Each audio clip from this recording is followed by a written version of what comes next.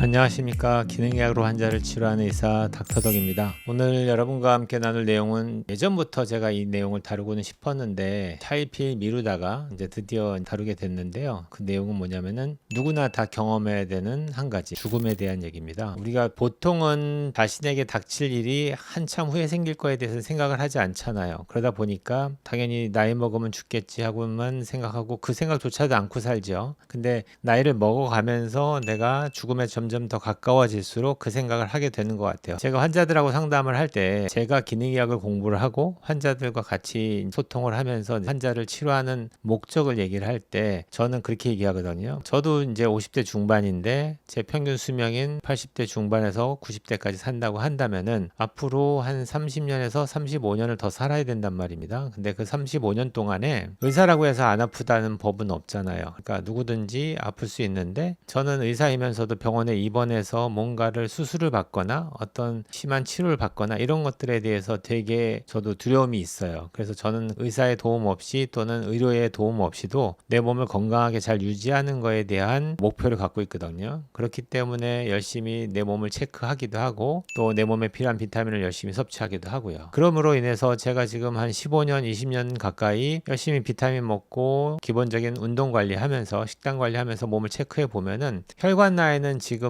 제가 한 40대로 나오거든요. 현재 제 나이가 55세인데 혈관 나이는 40대로 나오니까 되게 혈관이 괜찮은 거죠. 왜냐하면 제가 기능의학을 공부하게 된 첫 번째 이유가 예전에도 말했듯이 저희 아버님이 뇌혈관 질환으로 돌아가셨기 때문에 물론 아버님은 술도 하시고 담배도 하셨기 때문에 영향을 많이 받으셨겠지만 저는 그것 때문에 술, 담배를 되게 싫어하고 안 먹는 편이고 제가 공부를 하다 보니까 유전적으로 제가 혈관이 나빠질 수밖에 없는 유전자가 있다는 걸 밝혀냈기 때문에 그걸 관리하고 있으니까 당연히 좋아지겠죠. 이렇듯 관리를 열심히 해서 내가 나중에 나이 먹어서 생길 수 있는 질병들을 예방하기 위해서 저는 기능의학을 공부하거든요. 환자들한테도 지금 환자분이 갖고 있는 증상이 보통 병원에 찾아왔다는 얘기는 증상이 심하다는 얘기잖아요. 그래서 만약에 지금 내가 갖고 있는 그 증상을 그대로 갖고 앞으로 향후 2, 30년을 더 사셔야 된다면 괜찮겠습니까? 라고 물어보고요. 어떤 분들은 뭐 그렇게 불편하진 않는데 그냥 앞으로 생길 병에 대한 두려움 때문에 오시는 분들도 한 부류가 있고요. 어떤 분들은 지금 현재가 너무 힘든 거예요. 지금 현재가 너무 힘들다 보니까 이 삶도 힘든데 앞으로도 2, 30년을 더 살아야 되는데 이 몸 가지고 어떻게 살겠냐라는 두려움이 또 있어서 오신 거죠. 어느 분이든 간에 어차피 우리는 인생을 살다 보면 이제 죽음에 다다를 수밖에 없는데 그때까지 어떻게 내가 몸 관리를 하느냐에 따라서 여러분이 건강하게 생활하시면서 내가 가고 싶은 곳에 갈 수 있고 내가 하고 싶은 일을 하면서 80대가 됐다고 하더라도 90대가 되더라도 할 수 있는 몸을 만들 수 있거든요. 근데 그 노력을 지금이라도 열심히 해야 되는데 그 노력은 전혀 안 하고 그냥 자연스럽게 늙어가는 거지 하고 가다 보면은 대부분의 한 80대가 넘어가기 시작하면서 돌아가시는 분들을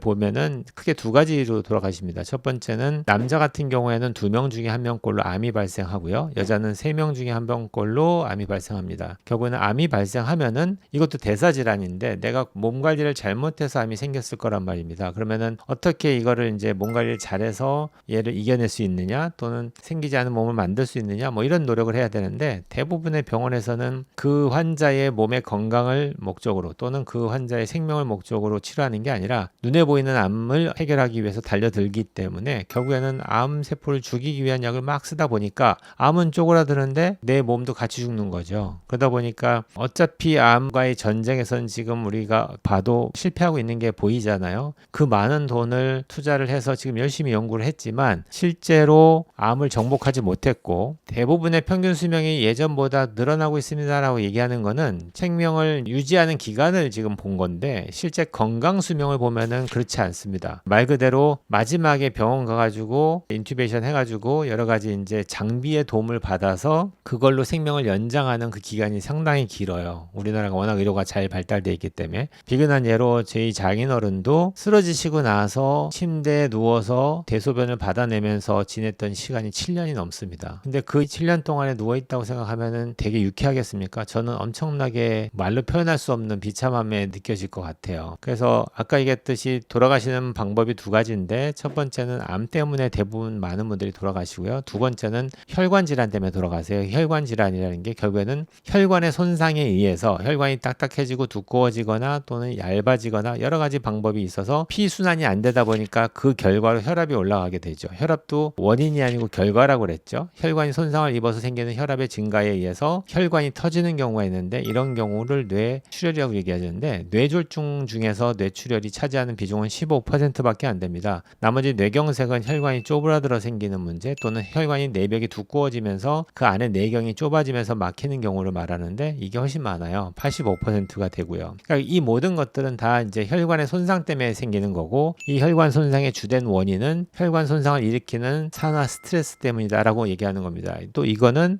여러 가지 원인들이 있겠죠. 그래서 이런 것들을 기능의학병원에 가시면은 혈관을 좀 더 부드럽게 만들고 혈관 내경을 좀 넓게 만들 수 있는 여러 가지 치료법들을 환자분들께 해드리는데 이걸 하고 나면은 많은 증상들이 좋아집니다. 그래서 이거를 하시면서 몸 관리를 같이 하면서 자기 몸에 부족해진 여러 가지 영양소를 집어넣어 주고 또 내 몸에 들어와서는 안 되는 여러 가지 오염 물질들이 있잖아요. 뭐 대표적으로 중금속, 환경 호르몬 또는 팝스 물질이라고 얘기하는 잔류성 유기 화학 오염 물질 뭐 이런 것들의 노출을 피해야 되는데 그런 거 전혀 신경 안 쓰고 뭐 자기 입에 막 집어넣는 것들 그냥 맛있으면 땡큐 하고 뭐 생각도 안 하죠. 그렇게 해서 잘 견디는 분들도 많이 있는데 나중에 언젠가는 부메랑이 돼서 자기한테 돌아옵니다. 그렇기 때문에 철저하게 지금부터라도 미래를 계획을 하고 다가올 내 미래에 정말로 내가 아프지 않고 병원에 의존하지 않고도 내 몸 관리를 잘할 수 있으려면은 지금부터 어떻게 설계를 해서 내 몸 관리를 해야 되는지를 기능의학 의사하고 잘 상의하셔서 진행하셔야 돼요. TV에 선전하는 여러 가지 보면은 인생 설계 보험회사에서 쭉 전문으로 해준다 뭐 이렇게 얘기하잖아요. 제가 볼 때는 비슷한 개념인데 건강에 관련된 거에 전문가는 의사잖아요. 근데 의사들도 대부분은 배우기를 그냥 후처치적인 개념만 배우다 보니까 어떤 예방 차원에서의 몸 관리를 어떻게 하면 좋은지에 대한 것들은 그렇게까지 많이 관심이 없어요. 많이 지금 이제 깨우쳐지고 지금 바뀌고는 있지만 그래서 여러분들도 좀 더 생각을 한번 해보시고 자기한테 닥칠 일이 언젠가는 올 거니까 내가 이걸 어떻게 슬기롭게 받아들이고 또는 이거를 어떻게 지금부터라도 열심히 노력을 해서 정말로 내가 원하는 편안한 노후를 맞이할 수 있느냐 이런 것들을 지금부터라도 열심히 계획하면 좋지 않을까 하는 생각에서 오늘 말씀을 좀 건네봅니다. 좀 무거운 얘기였을 수 있는데 오늘 여기까지만 하고요. 다음에 또 기회가 되면 또 말씀드리겠습니다.